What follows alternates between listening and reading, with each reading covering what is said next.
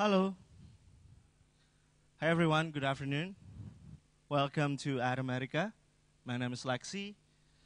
Okay, so any of you come here for the first time?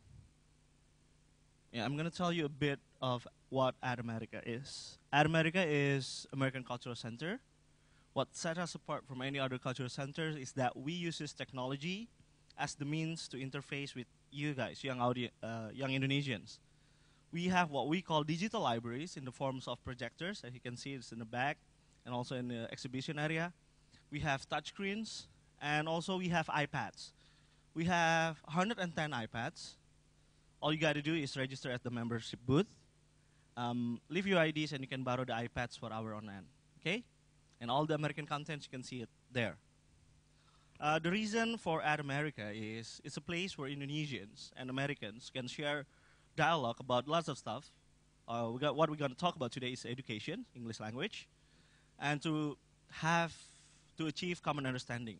Okay. Other than discussions, we had events for you guys. We can see it for the weeks to come. On Saturday, tomorrow, we're going to have 12 angry men. No, we're not going to have 12 angry men here, right here, and being angry with each other. No, it's a play.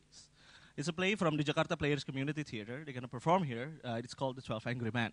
It's tomorrow, 6 to 9 p.m. So if you're into theater, drama, stuff like that, come here. And we have tonight we have Indra Aziz. Indra Aziz is a well-known jazz singer. He's going to sing eclectic jazz. If you're wondering what eclectic jazz means, just come and let's hear it together. Tonight at 7 to 9 p.m.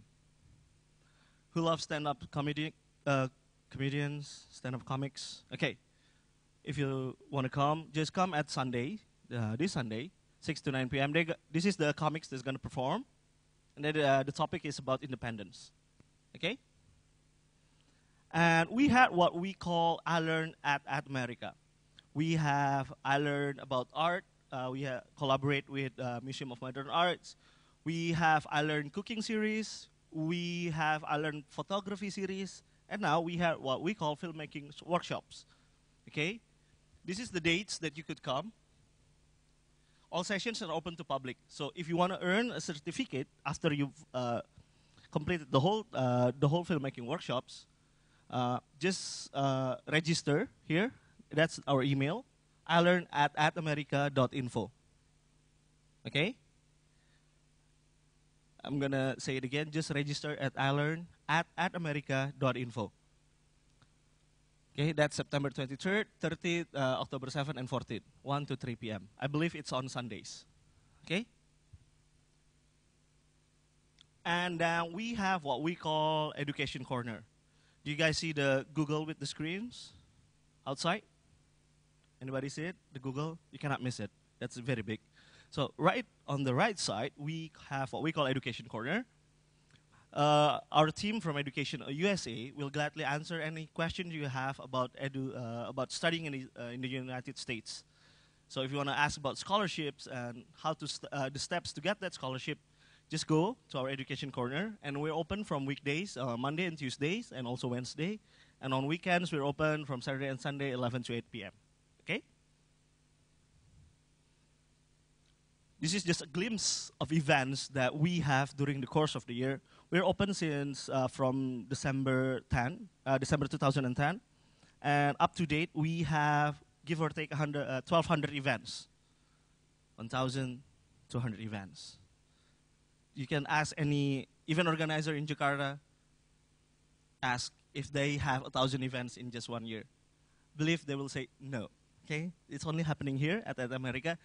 We have a discussion through a teleconference with Al Gore, the former Vice President of America. We have Herbie Hancock, the famous jazz player. We even have Agnes Monica and the ambassador, Scott Marcial, here on the same stage. So we have every kind of event for everyone. All you got to do is follow the following steps to get the newsletter to know about the events. Okay? Just visit the website at america.or.id. Click register or through your Facebook. I believe everyone here has a Facebook. Am I right? Pak Hari, do you have a Facebook, Pak? Okay, pasti. At least one. If you sell anything, two. For gaming, 3. Okay, I believe everyone has a Facebook, so click through your Facebook Connect, enter your email address, masukkan emailnya, and then you get free updates every week about the events here. That's how you get the the informations. And then we have 3 medias that we use to promote the events other than newsletter. We have Twitter, Facebook, and also Ad America website. You can tell your friends if they cannot come in physics here, in person here, they could just go to the website, click video. Okay? Everything that's happening here, we broadcast it live through the net, through internet. Okay? So wherever you are, you can watch the live stream from Ad America. Okay, I think that's about it. Before the event starts, we're gonna give it to Pak John Choi. You have remarks from the U.S. Embassy. Boleh tepuk tangannya, teman-teman. Thank you, Lexi. Selamat siang, selamat datang semuanya. Welcome to Ad America. On behalf of the American people and the Ad America team here, we're really pleased to be hosting this program with Smarty Ants and our special guest speaker, Marsha Russell. It's part of, we're very happy to be co-hosting this event because it's part of our goal to encourage English language instruction. In fact, tomorrow at 10:30, we'll have the second in a 14-part series where our master English educator, our regional English language officer, he'll be teaching a course every Saturday morning for the next 13 weeks here at Ad America. So please feel free to come to that as well. Lexi mentioned that we've done 1,200 events here in less than 2 years. We can only do that with your ideas. In fact, this is one of your idea, this event. Please, if you have any suggestions for ideas for programs where we can partner together, please let me know. Send me an email, send us an email. Stop by and just write down your email. Let us know. We're more than happy to work with you to share ideas and to improve learning. Thanks. Thank you, Pak John. So to start the events, let's call the moderator for today, Ibu Clarinda. Beri tepuk tangannya, teman-teman. Good afternoon, everyone. Welcome. Selamat siang semuanya, bapak-bapak dan ibu-ibu. My name is Clarinda Puspanogoro. I'm the Director of Education and Training of Smarty Ants Indonesia. I'm very happy and excited to be here to have you all and to have this event which made possible in collaboration with Ad America. And I'm pleased to introduce Marsha, Miss Marsha Russell.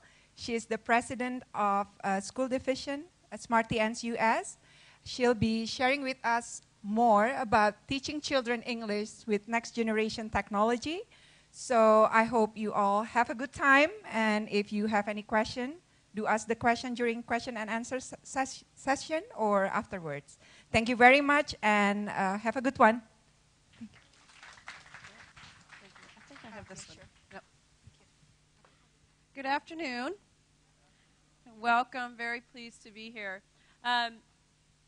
Would like to make this a little bit interactive today, so we're going to do a little bit of discussion as we go through the presentation, and I welcome you to participate. Don't be shy as we go through, and I hope you'll enjoy. So, looking at next generation technologies, let me go over a little bit of what we're going to do today. If you could switch the screen for me.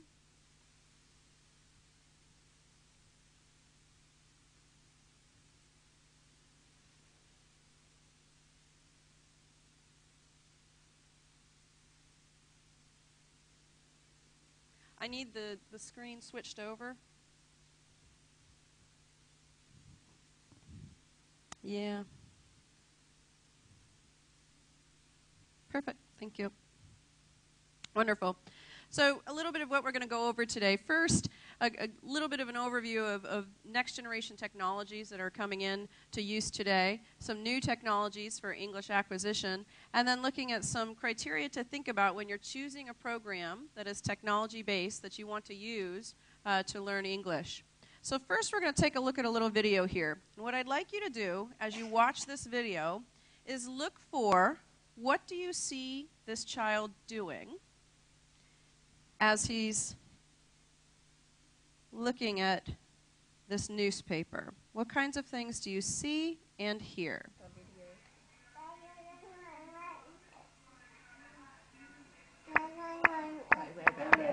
Are there any good deals that are on TV? Mm-hmm.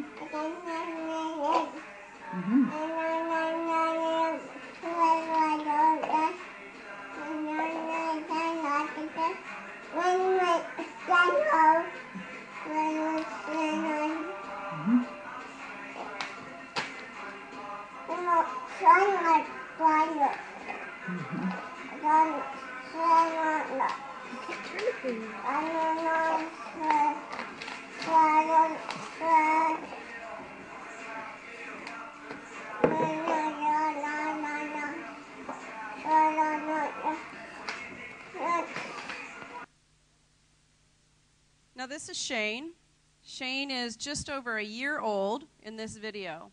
What kinds of things did you see Shane doing? Turn to your neighbor for a moment and just talk about what you saw Shane doing, and then we'll have you share out in just a moment.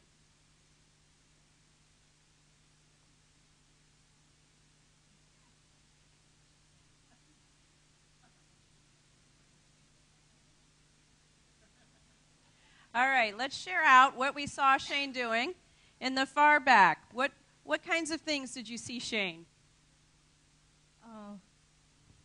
It's really a funny video, and I guess he's trying to read the newspaper, and then he's trying to tell the people around him about the news, probably. Yes. The story. It looks very cute. Blah blah blah. Yeah, I guess that's all. Exactly. Thank you very much.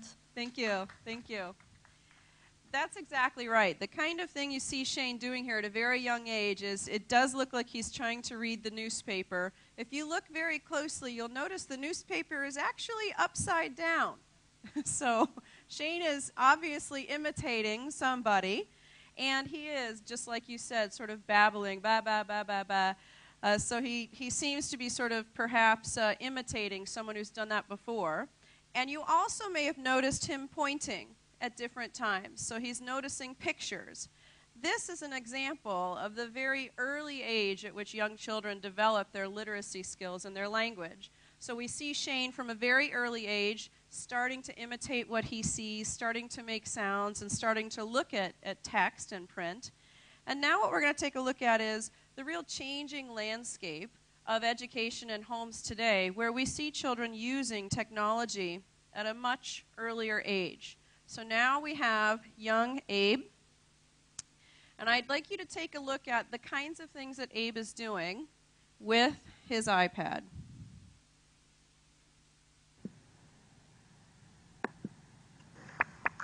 So this is Abe. He's just learning how is for Allosaurus. to play with the iPad. B is for Brachiosaurus. E is for Elasmosaurus. Elasmosaur.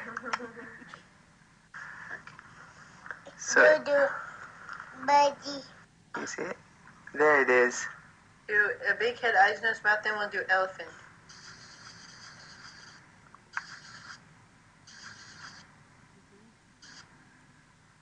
Oh, he's sad.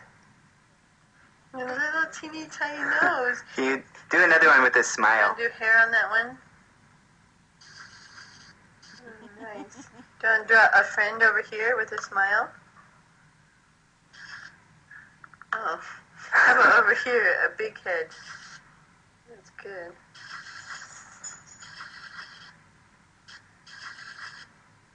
Little tiny mouth. What about a big mouth?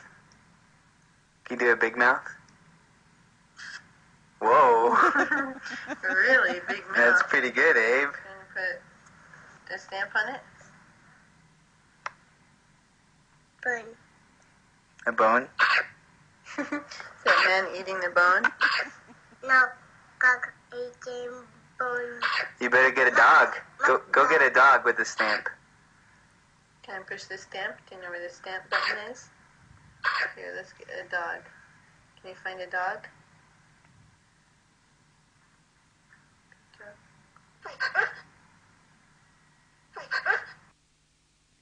Notice the kind of language that Abe's using.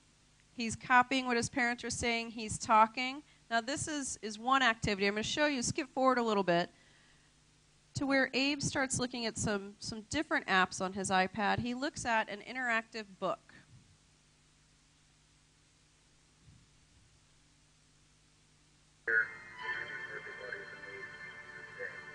Suddenly, Ham the piggy bank called out.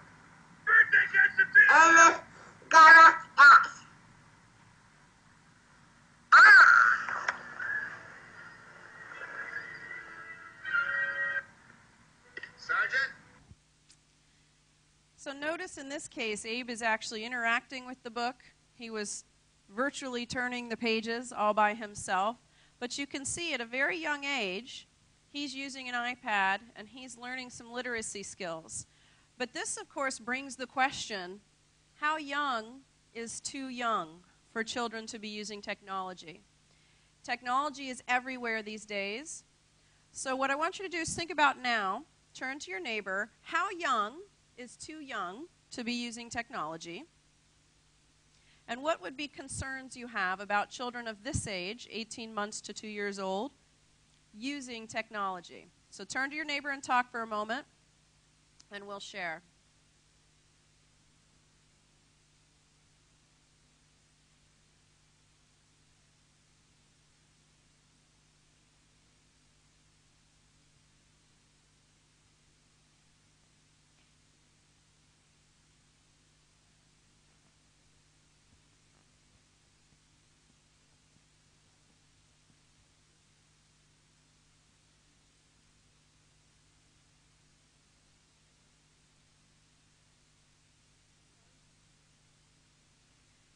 All right, so the question is, how young is too young? How many of you think Gabe, raise your hand, is too young to use technology, be using technology? He should not be using it. It's okay? Okay. How many of you think that 1-year-old, Shane's age, in the prior video would be too young to be using technology? That's okay too. What would your concerns be, if any, about them using technology?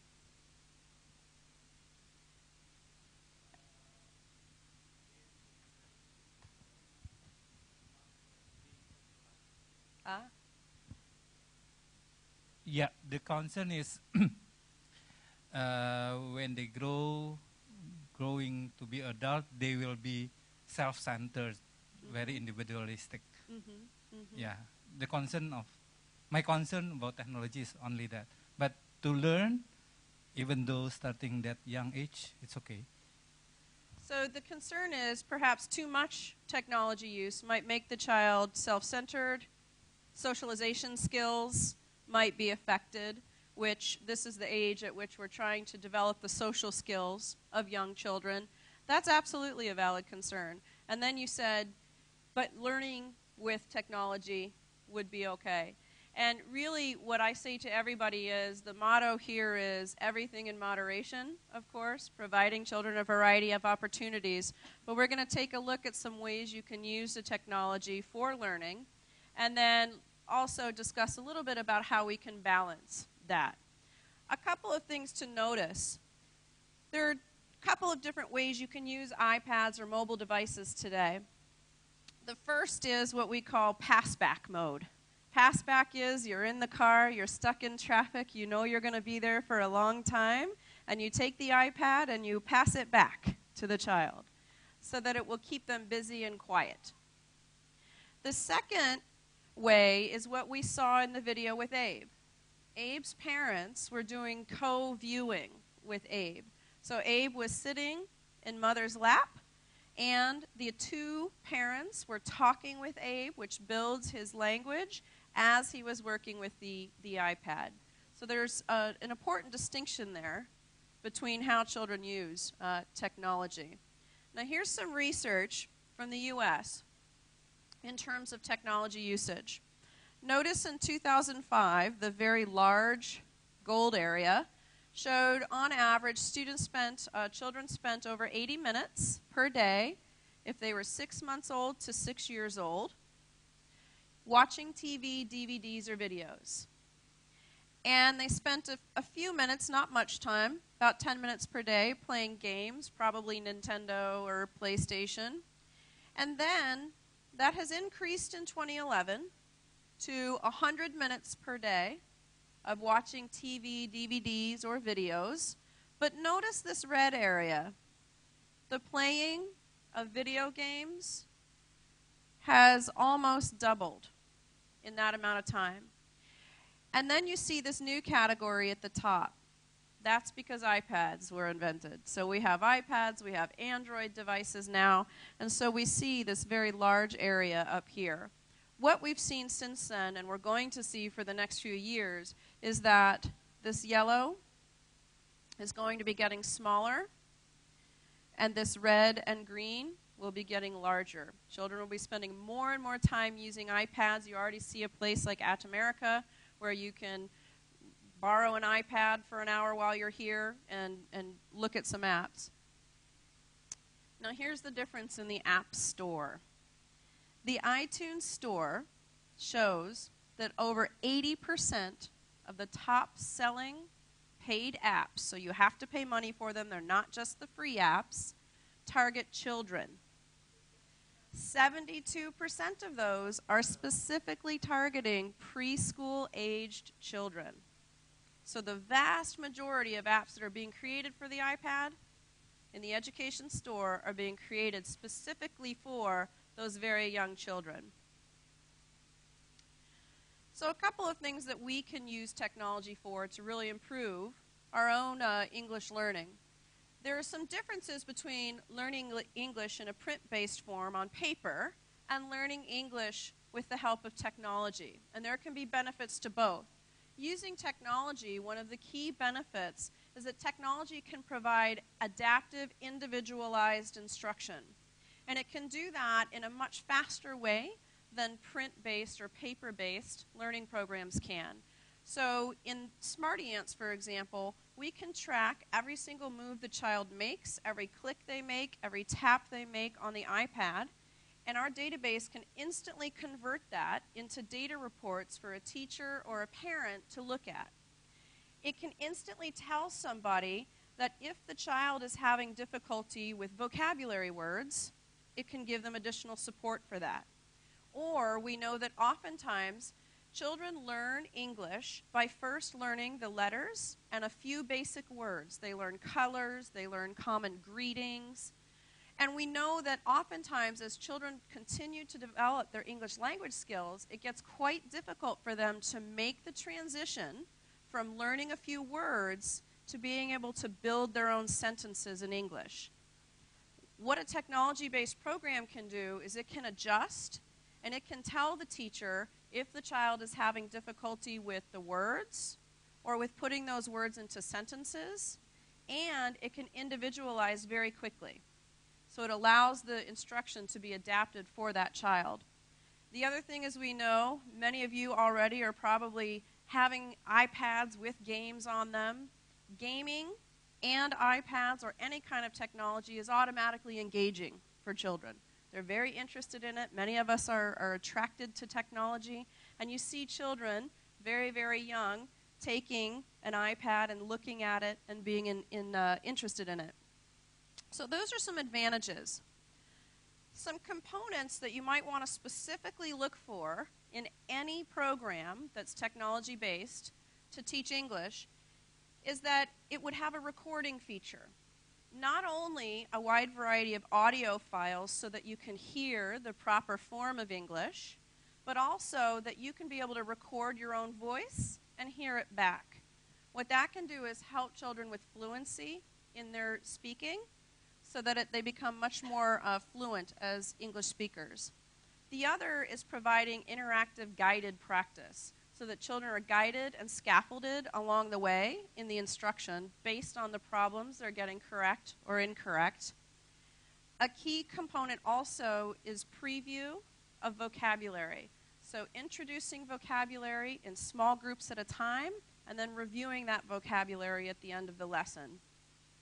Another important piece, especially for young children, is not only to give them many opportunities to interact with English text, but to provide them with authentic literature. So popular children's stories, so that they can not only be learning some of the basic words in English, but also be seeing fluent English in longer sentences. And of course, stories and popular children's literature is very engaging for children. And then finally, modeling of conversational English. You want to see conversations happening as opposed to just flashcard practice. Here are some common technologies used by the preschool and early elementary age. You'll notice there's a switch oftentimes over to gaming, more at the early elementary level than you see at the preschool age. The one big area that's going to be changing is right here. Oftentimes the 0 to 2 age group, if they have access to technology, it's more just grabbing mom's cell phone and playing with it a little bit, looking at an iPad, not so much interacting with it, specifically with an app designed for that age group, but those apps are definitely coming. And then these are the components of many technology programs designed to teach English. You see many components here, but we oftentimes start with exposure to print, some basic letter recognition, building up in a literacy program to sounds, words, and then entire stories. And grammar, obviously a very tricky one with learning any language, that needs to be included as well. Technology-wise, there are a lot of products that are available. There are things like educational toys, like Leap Pads. There are interactive books, similar to what you saw Abe watching on the iPad, that allow you to interact with the text. And then there are programs like ours, which is an online virtual world to teach children to read. One of the best new technologies that is emerging is HTML5. HTML5 is used quite a bit these days, but to use HTML5 for 3D graphics is a little bit difficult right now. The technology is about 6 months away from being fully there, but the advantage of many HTML5 programs that are being developed is the fact that you can be online anytime, that they work on any device. So you can have an Android, a smartphone, an iPad, a computer. It will work on any device. And that it'll also work on much older computers. Schools in America oftentimes have very old computers, so they need something that can work very easily without requiring a very new computer. This is an example of a program that's online and easy for children to use. This is designed for kindergarten through 6th grade. It's called Raz Kids. And what it does is it provides online leveled books, but children wear a headset like mine. They record themselves reading the book, and then it instantly takes that recording and posts it on a special dashboard for the parent or teacher to review. That can be very useful in education because teachers don't often have time to sit down one-on-one with every single child and listen to them read. A child can read a very lengthy piece here, and mom or dad or the teacher can go back and actually listen to that at a later date. The child can also listen to it to hear themselves read. Another example are games, online games to learn English. These are ones where you really have to think about, what is my goal? There are comprehensive English language programs, and then there are English language programs that are designed to provide just additional practice and reinforcement. Games to Learn English is an example of one that has some quick little games like concentration games or flashcard games that are designed to teach you very quickly and give you some very quick vocabulary recognition. These are not necessarily the kinds of things that would give you an entire comprehensive English language program.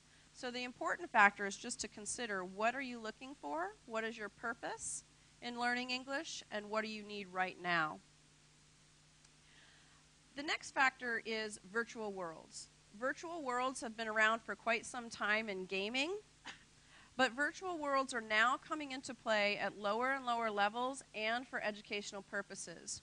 Virtual worlds usually involve somebody having an avatar. 3D graphics are often involved. There's oftentimes collaborative play, And then, of course, there are many MMOGs, so massively multi-user online games, where you have multiple people around the world playing against each other at the same time. An example of a virtual world to teach English to young children is from Australia, Reading Eggs. This is one where the child can actually have their own little avatar in the program. It's this little egg character. They have an egg home, and they go into their virtual world, and they learn English while earning coins and earning points so that they can decorate their ant home. Another example is Smarty Ants. Smarty Ants, the company that I work for, is one that has created a virtual world to teach children to read. And the goal is that every child will have their own ant avatar in the game, and that they'll learn to read English and come out feeling smart while doing it. So in this case, when I play Smarty Ants, I am Marcia Ant in the game. And you'll see here a quick example of how the 3D graphics come into play, as well as the fact of what a virtual world looks like versus just a static game.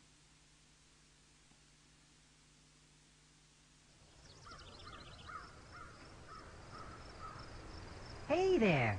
There you are. I've been looking for you. Hey. I'm so happy that you joined our team of Smarty Ants.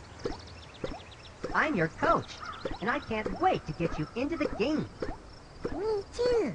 I have an eye for talent, and I can see you've got what it takes to be a great reader. I'm here to help you on your reading adventures.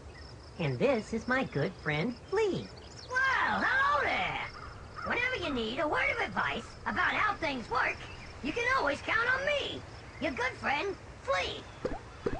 Hello, Flea. So, let's start reading. When you want to skip something, you can always click on the green arrow button. So you can see in a virtual world, now they've been brought down to a young level. Children feel like they're a part of the world. You'll oftentimes hear children talk about Coach and the Flea character as if they're real people. So they'll say to their teacher, Coach told me that when you put an E on the end of a word, it makes the vowel say its name. So you'll see that with young children. The other interesting thing you'll see with virtual worlds is, even though ours is not one where you have children around the world playing against other children, they have virtual friends in their game. You'll see children sitting next to each other when they're playing a virtual world, and they will do parallel play. So they'll turn to each other and say, ready, set, go. And they'll both start at exactly the same time and start playing next to each other. So it is fascinating to watch virtual worlds. This is an example, Secret Builders, of a virtual world that's for a little bit older children. So you can see the graphics are a little bit older. In this case, children are going into a literature-based mystery virtual world. So they're guiding their own way through the world. They have multiple choices and paths that they can take. And this is one that gets students involved in not only learning English, but also literature at the same time. Now, iPads. We know here at America we have a variety of iPads to try out, a lot of interactive technologies. These, of course, are the way the entire movement in technology is going, and especially for learning English, they can be quite helpful for young children because you have the kinesthetic of actually being able to touch the iPad and to move your hands while actually working with the program. Students learn technology skills even if they're not directly taught, just by using a device like an iPad or a computer. And then you have the multimedia and multimodal opportunity. The other thing is you have a wide variety of apps. So it's not the way it used to be with technology where you had only one program you could buy at a time because it was so expensive. Now you have apps that are quite affordable and allow you to choose a variety of apps in order to practice your English or learn English. This is one example. Oftentimes for young children, you'll see that apps include popular characters. We saw Abe earlier playing with the Toy Story interactive book. We now see in this case there's a Looney Tunes phonics-based program. Again, these are all engaging to children, not only because of the graphics, but because of the interactivity on the iPad. We're going to take a look now at Smarty Ants, and I'm going to let a couple of you in the audience see what it's like to play on an iPad versus imagine clicking on a computer.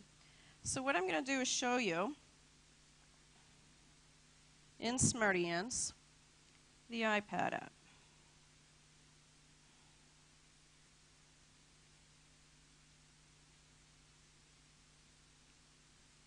All right, so what you're seeing now is my iPad. And here's SmartyAnts. You always have to have sound in the background, right? Now in SmartyAnts, I have my own avatar. So I'm going to log in here. Hopefully I'm still online. Choose my class. I'm going to choose Joshua. Joshua's in the middle of playing a game. So the program is going to take him to exactly where he left off last time. Welcome to the activity board. Tap on the game you want to play. So, who would like an opportunity to play snowboarding? Let's have a brave soul. Any one of our student members in the audience want to try snowboarding? All right. I'm going to come to you. You can come down to me a little bit too.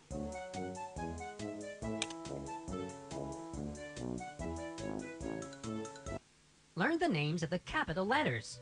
I'll say the name of a letter and you jump on it. You'll win the letter when you get it right 3 times in a row. This is the clock. You'll start with 2 minutes, 30 seconds. When the time gets down to 0, the game ends. If you win all the letters before the time runs out, you win a Smarty coin. Tilt your tablet to control your speed. Okay. So you're going to tilt the tablet to control the speed. Press play, and he's going to guide you through some instruction first. Let's get a sneak preview of what we're going to learn in this game. Let's paint the capital letter A. Start here.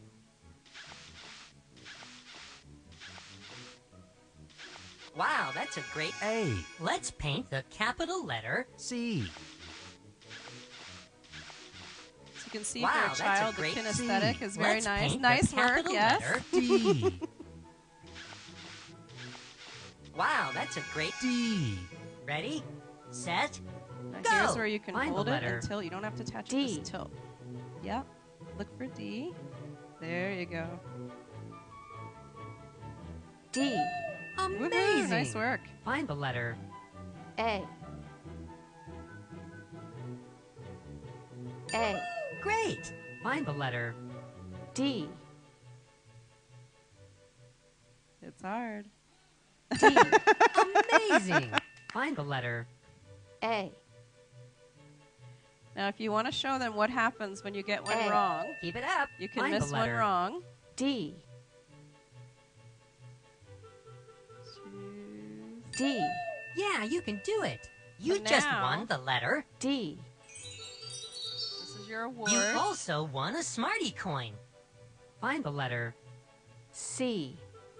So try and click on a different one. Try and go towards A or D and see what it does. C. On the next one. Yes. Go, She wants go, to get them go. all right. Find the Okay. letter A. Go that way. So don't go towards A yet. C.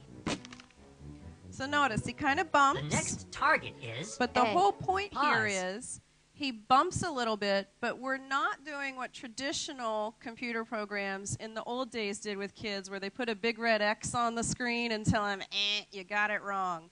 In this case, we're still trying to encourage students. We give them the immediate feedback that they got it wrong, but we're encouraging them by letting them know that it's okay, you can make a mistake, and you try again. Exactly. Keep going. Thank you so much.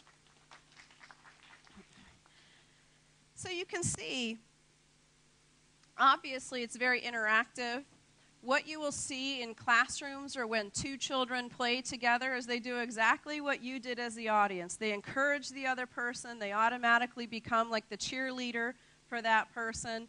And that's also very motivational for children.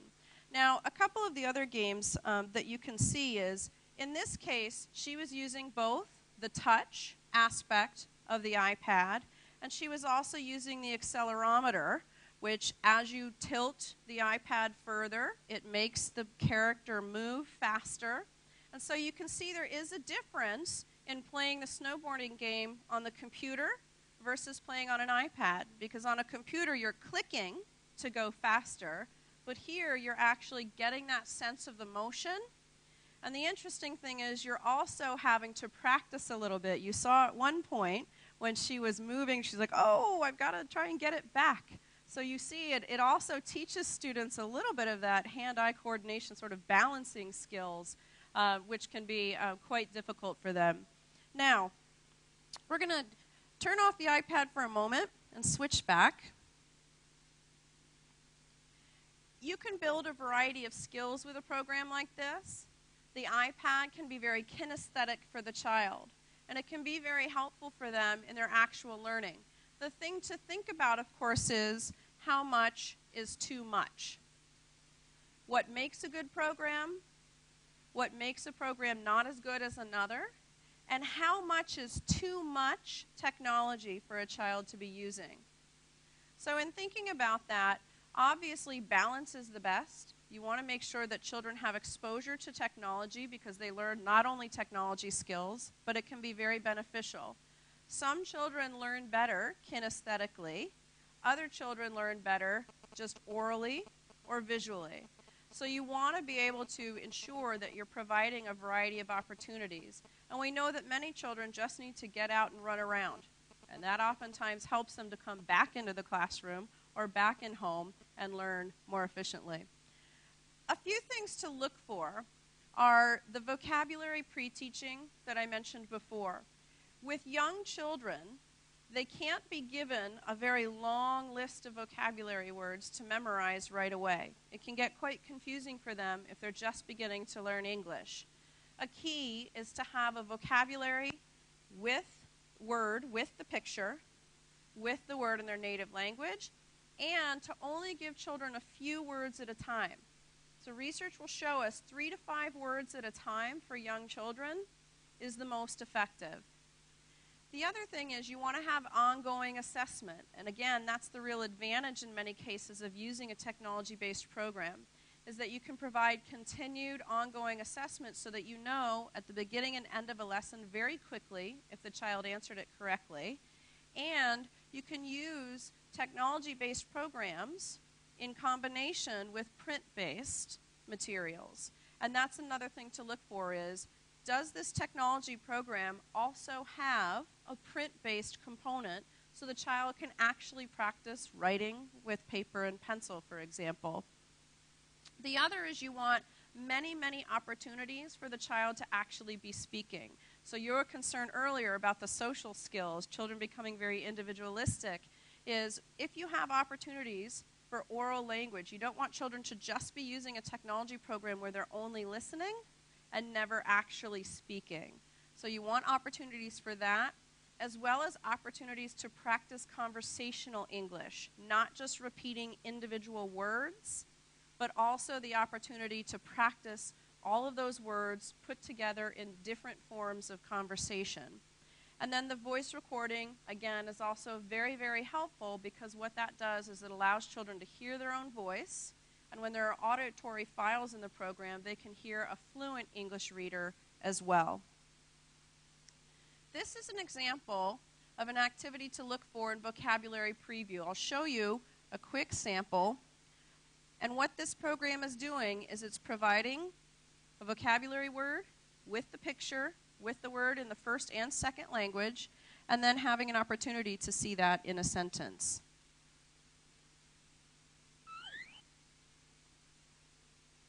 So this is on the computer. Cat. Gato. Spanish.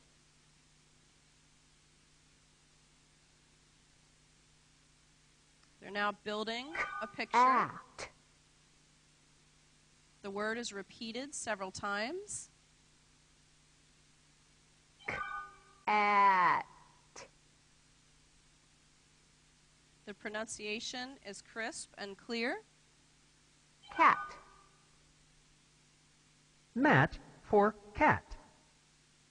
And now we see it in a sentence, and this is a sentence the child will use later on in the lesson. So we're providing that picture, first language word, second language word, opportunity to hear that word multiple times to help reinforce it in the child's mind, and then the opportunity to see it in a sentence before They actually go in and use it later.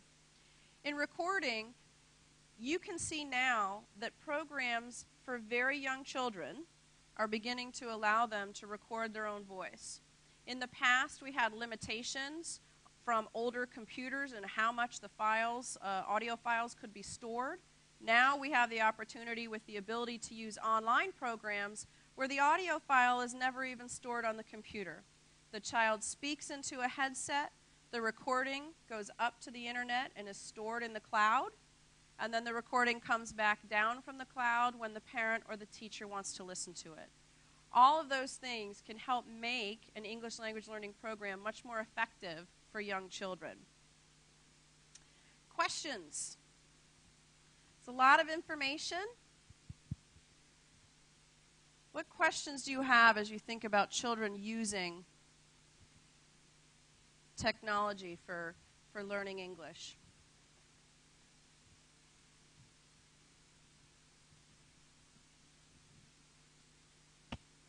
Don't be shy.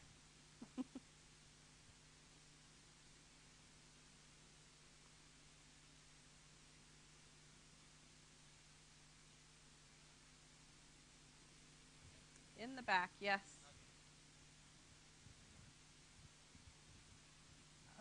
Allow me to introduce myself. I am a teacher in ATM riding school in Tangerang. I came here with my students. All of them are 8. Wonderful. And I am a mother of 2 sons. And the youngest is 5 years old. And I have a little bit difficulties in selecting games for him because I'm a little bit worried to see him like games like fighting. Yes. Yeah. Yes. Yeah, it's what? It's really make me worry. Yes. And from thousands of games in a website, I have to force myself to sit beside him and then to explain that this is not a good game. But I think, I a little bit confused also that he explores many things. That's a time for him to learn something. So, that's my question. How do I select the games for my son? Thank you very much. Yes, thank you. It is quite a difficult choice, especially with hearing that there are now millions of games in the iPad store, in the iTunes store. And the real challenge here is exactly what you said. Some of those games are not high quality. Some of them have things that some parents don't want, like violence in them. And it can be a real challenge. And one of the biggest things to do is exactly what you are doing, which is sitting down and explaining, because that is a life lesson. It's part of how we build values and character among our children, is sitting down with the technology and explaining that this is not an appropriate game, this is not what we value, and here's why. The other challenge as a parent is, though, even if you can on the surface see that a game is violent and you don't want your child to use it, you do have such a wide variety out there. When the internet was first coming online, it was described as a giant bazaar. You could get anything out there, but you had to sort through a lot of stuff to find what you were really looking for. The iPad store right now is a little bit like that. Online gaming is a little bit like that. There are so many different varieties. I can say that there are a few organizations, there's not one organization yet, but there are a few nonprofit organizations that have started to be developed to rate the games, to provide a rating on them. And I can share some of those with you afterwards. There's several where you can go and look and see what other parents or teachers have rated for particular educational games. The one thing I tell people to look for when they're specifically looking for an educational game for their child is to identify what is the purpose of the game. So, for example, in the English language learning examples I gave, A lot of English language learning games are just flashcards. It's lots and lots of review of words. That can be wonderful if you just want to practice your vocabulary and learn some new words.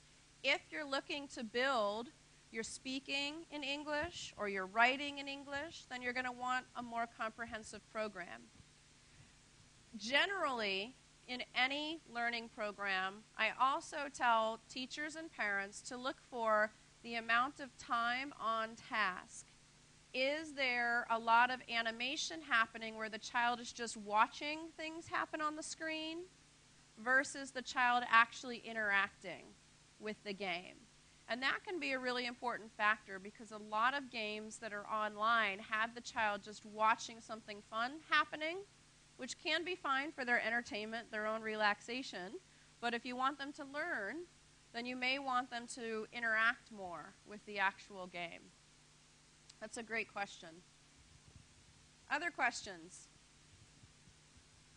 Yes, on this side we have one. Thank you for the change. Please let me introduce myself first.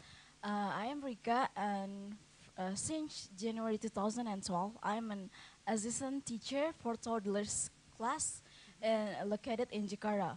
And I want to ask you about how many hours that is effective for the children to use the iPad or technology, because I believe that how great is the technology, the part of the parents and the people around cannot replace by the technology. Thank you. Yes, it's a very good question. So for toddlers, how much time should they be spending using iPad or technology applications? I can tell you that in our research that we've done across the United States in Smarty Ants with children 3 years old, 4 years old, 5 and 6 years old, is we've actually adapted the program to break down the lessons into smaller amounts of time for children who are 3, 4 years old. And that's because, number one, their attention span is not as long, and they need to be able to actually learn quickly but have repeated opportunities. So what we do in our research studies with the toddlers is we have them using the iPads or the computers in no more than 15-minute sessions, but several times a week, maybe 3 times a week, instead of what you might see at the older grades, a 30-minute or 1-hour session several times a week. Now, I was speaking with a group of parents this morning who had the concern of the fact that this is digital, and so what does this do for their child's eyes to be looking at a screen for a very long time, or to be holding an electronic device for a very long time? And that's another concern that you should think about for toddlers. I can tell you that the iPad was specifically designed with a very special type of screen in it. And this is different from any other device. The iPad specifically has a special screen that is designed to be easier on your eyes, and so it's less tiring for your eye muscles to actually look at an iPad. And that's very important because looking at a computer screen is much more difficult on the eyes. And that would be my concern with young children. The other thing is, an iPad is often very good for toddlers because they don't have the fine motor skills with their hands yet to be able to use a mouse very well. So a computer mouse is quite difficult. To be able to touch the screen here is more helpful. Of course, everything is in moderation. I think for toddlers it can be helpful to let them learn about the technology. They learn how to hold an iPad without touching it like this, for example, while they're trying to play. They learn some basic functions about closing programs and reopening programs. But I would definitely limit the amount of time for them. It's nice exposure, and it can be a good way to help them learn, but they still need to be playing with blocks. They still need to be moving around. They still need to be playing with water and things like that to develop their skills. That's a great question. Other questions, concerns? Yes, in the back, coming to you. Thank you. My name is Nurul. I come from Universitas Pembangunan Jaya in Bintaro. I would like to ask about how do you measure the effectiveness of a game to improving the children capabilities, especially in language. I mean, with they play the game and then they can read, or how far you measure the effectiveness of a game for the children? That's a good question. Thank you. That is something that also is related to the question we had earlier about how to choose an effective game for your child. A couple of things. One is you can look for particular awards that games have won. For example, in the United States, the Smarty Ants program has won the Cody Award, which is an award in which several teachers, educators, software experts review the program. They try the program with their actual students, and it's awarded for the best educational game of the year.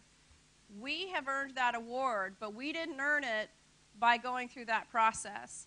In the United States, in schools, we have very strict standards for what programs can be used in schools. And as a company, we have had to complete scientifically based research studies, which means we have some students using the program, some students not using the program, and we have done fully controlled trials to determine whether this program helped the children learn more than another.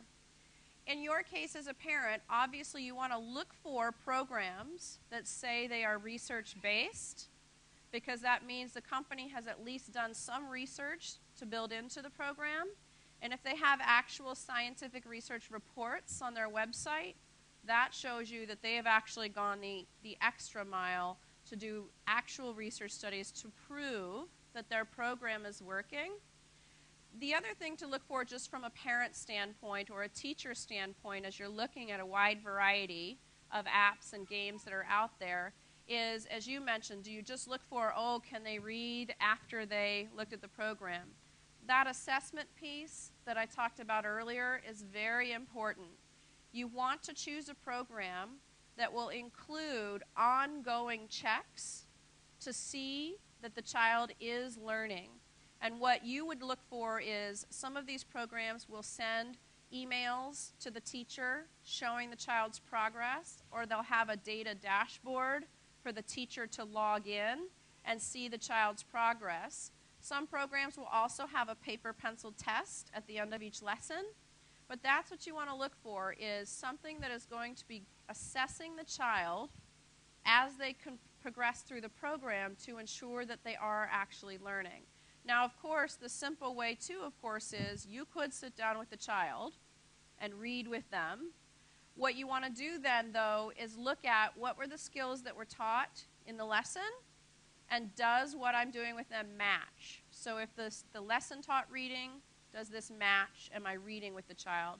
You don't want to be doing a different kind of test than what the program actually teaches. Other questions? These Yes. are all great questions. Yes, right here. Yeah. Okay. Yes, my name is James. I'm from APM Riding School.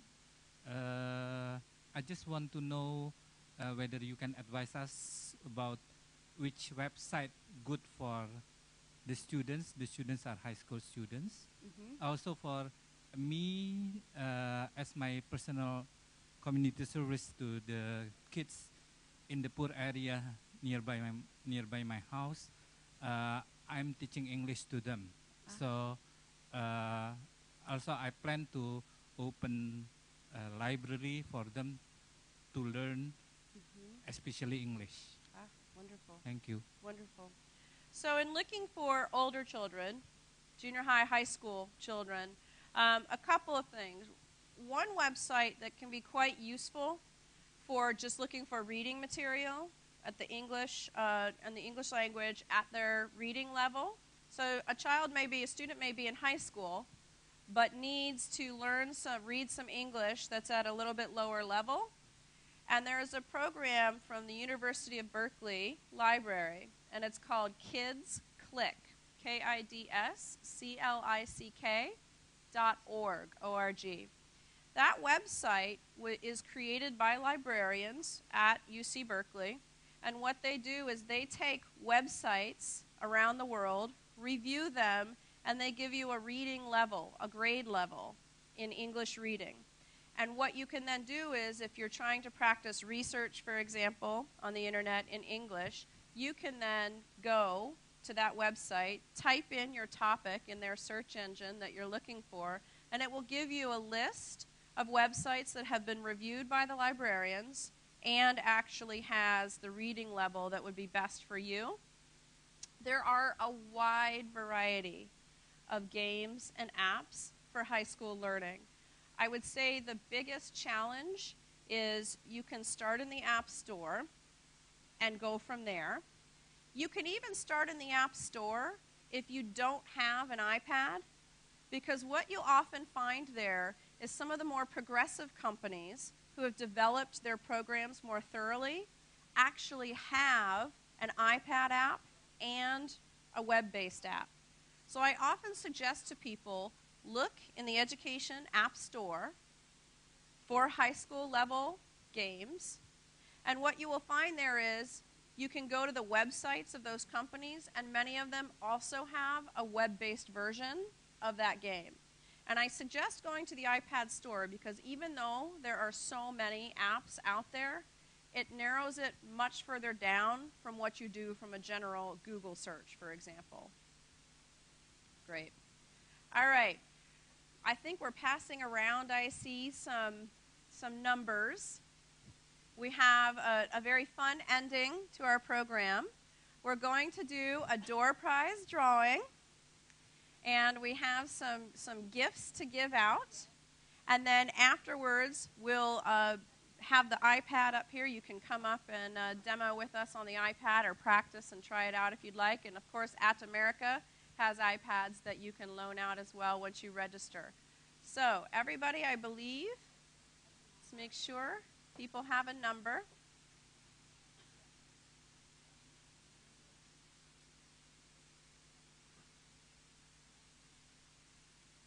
Still passing them out.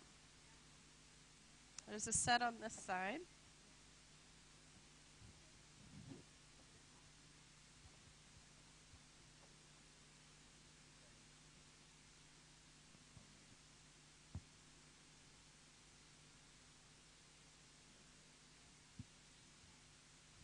Get the last few passed out here, and then we'll start with the door prize drawing. Now, whenever I do door prizes, I actually have a rule I tell people with door prizes. And the door prize rule is you must cheer very loudly for the people who win. Because if you do, you might end up being the winner next. Okay? So we have to be ready to cheer. Not yet, almost. Are we ready, Novi?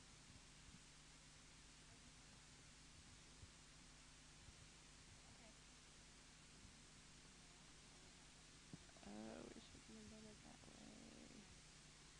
Yikes. Do we know what numbers we've passed out? Because I can just call them out of my head up to what, 1 to 80? So I'm going to pull some out of here. And if it's not one of those, I'll call a different number. All right. Everybody have their number ready? You remember the rule? Yeah. Okay. First number. You ready? 42.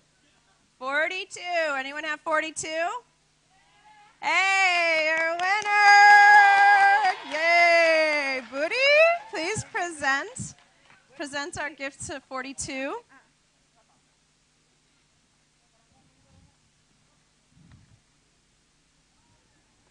All right, we have our first winner. We have 5 more to go. You ready? Nice work. Next number is 93. Do we have a 93? 93. Yay! 93. Foodie's got more. It's okay, I've got it.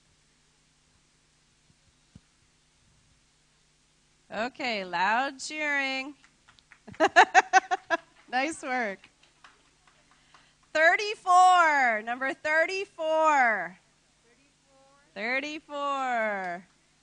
Do we have 34 anywhere? I'm hearing some half, yes? Raise your hand if you have 34. No? No. 34 might have left. Lost out. All right. 81. 81.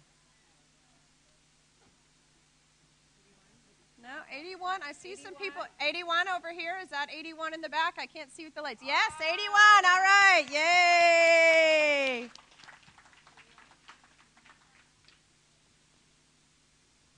Congratulations. All right. Next number. 21. Number 21. Anyone have 21? No 21?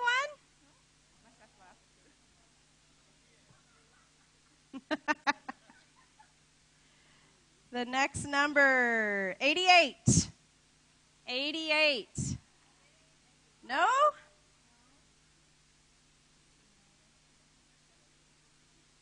All right, next one, 11. 11. Yay!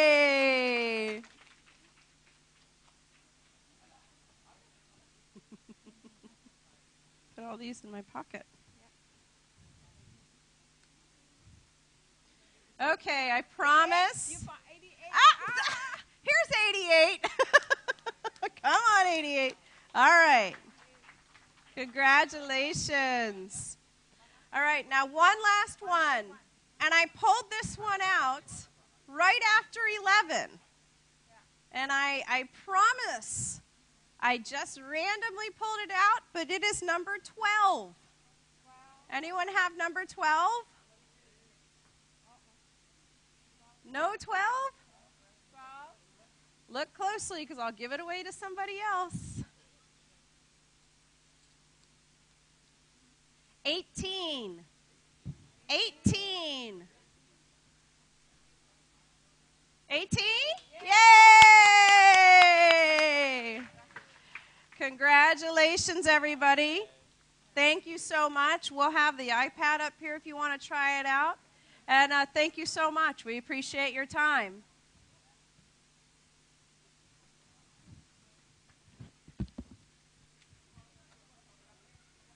I'll just close it out and say thank you. Okay, everyone, let's have a round of applause for Miss Marcia. Thank you. Yeah, a little bit on Marcia. She's currently finishing her graduate degree, her PhD degree in Harvard. She has graduated from University of Arizona and Columbia University, both in elementary education and technology education. So she has been teaching for 20 years? 10 years. 10 years. 10 years in various schools in the U.S. And also she is an author of children's books. So if you have any more questions, anything, please come up. Thank you. Thank you for coming. And we really hope that you have a good time and learning a lot with us. And hope to see you again next time. Yep. Thank you. Thank you. Terima kasih Ibu Clarinda, terima kasih Ibu Marcia. So thank you everyone for coming to America for these Smarty Ants presentations. So as the traditions here, we are going to take pictures with the America logo. So Ibu Clarinda, yes, right in the middle.